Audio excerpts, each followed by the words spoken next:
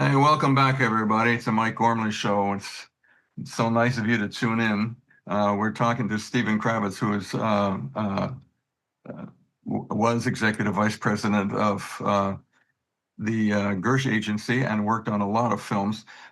Before we went to commercial, I mentioned something about Mrs. Robinson, and let's get into that. But let's go back to 9 to 5. What happened around that? That you worked on the score for that, or just the overall deal? I worked on the film. I engaged all the actors that were in the film. It was and I did the deal not only for Dolly Parton as an actress, but I did the deal for Dolly's music, doing the song 9 to 5 for the film. Mm-hmm. And is she a tough negotiator? Her lawyer, whose name escapes me for the moment, was a lot of fun. No, he was a lot of laughs. Mm-hmm. He told me a lot of things about Dolly and her hair and whatnot. And it was a fairly easy deal where she got the bulk of the publishing and we got points on the album, on the record. I'm not sure if we were able to retain any publishing on that. That was a big publishing. Yeah, it turned out to be a big publishing deal. Yeah, that's one of those few that will live through time. It keeps going. Yeah, it keeps going. Yep. And if she breaks into it, or anybody breaks into it, the crowd responds strongly. It's a simple song and a fun song, but it's got, I don't know if you read the lyrics, it's the message to that whole film was actually quite interesting. It was all very feminist in its approach, right? Yes. Paula Weinstein was head of production at 20th Century Fox at the time. And she's the one who greenlit that movie for production. Mm-hmm. Paula comes from that great family, Hannah Weinstein, who was a terrific civil rights lawyer and producer. But that was fun to work on. That was fun working on. Well, the movie spent all the time working on these deals. Yeah. Now we were talking a bit about Mrs. Robinson, Simon and Garfunkel song. It's you were involved in that? Yes, that's very early in my career. When I left the military, I got a job working for a company called Embassy Pictures, which was owned by Joseph E. Levine, and who's made his fortune bringing Hercules movies from Italy into the United States and importing a number of very critically acclaimed Italian films in the United States. He decided to go big and do The Graduate. And Simon and Garfunkel were engaged to do the score, and I did their deal. And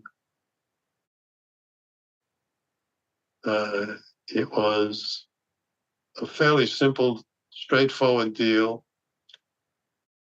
My recollection, we kept our share, and they kept their share of the publishing, and that was it, as I recollect. We paid cash, and Joe didn't have a lot to spend. The Graduate took all his money. If The Graduate had died as a film, Josephine Levine would have been out of business. Mm-hmm. I see. Yeah. It was an interesting turn in that. When I went to 20th Century Fox, United Artists. United Artists David Pickett decided to acquire the international rights to The Graduate. And they wanted me to do the deal. And I told them I couldn't do it because of a conflict of interest. They were my client that lasts forever. Mm-hmm. And they said, there's got to be a way, Stephen. There's no one else who can do this deal the way you can.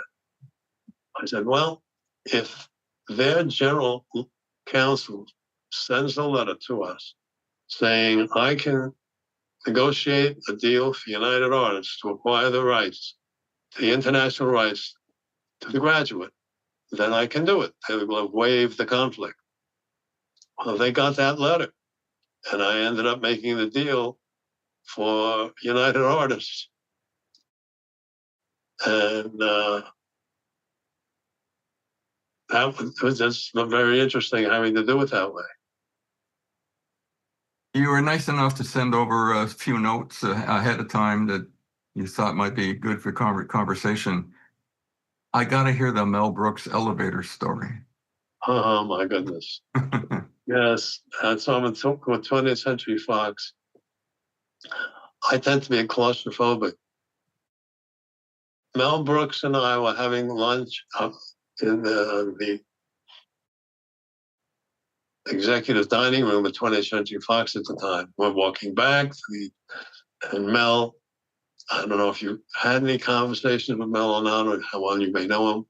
He can keep conversation going forever. And he's brilliant. He's funny. And I'm walking with him, and we get into the executive building, and my office is on the second floor. Mel's is on the third. And there was an old elevator in the building, which broke down periodically. So I would always walk up to my office on the second floor, and then I start walking.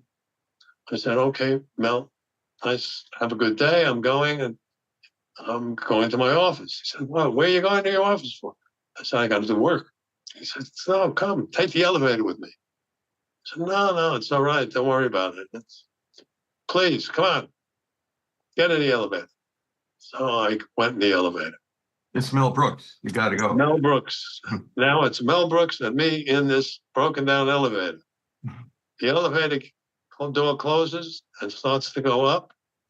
In between floors 1 and 2, elevator stops. Oh, God.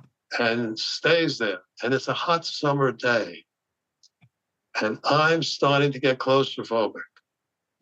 Mel Brooks doesn't stop talking. And he just kept me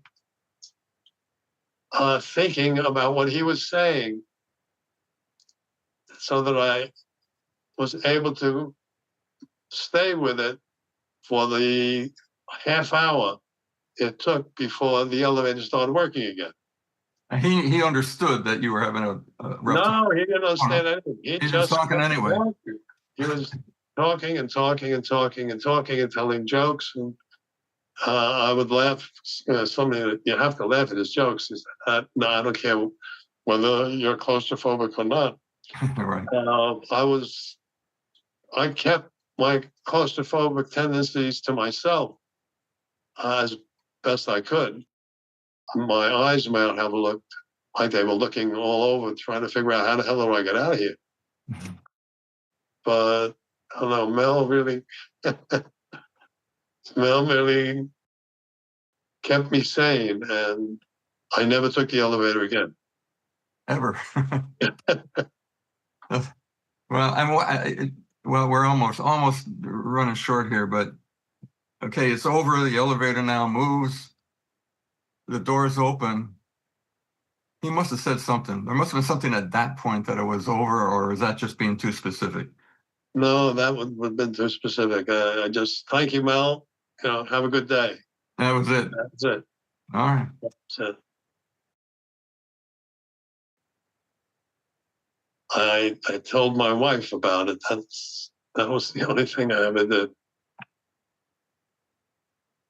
Now the world knows. Yeah.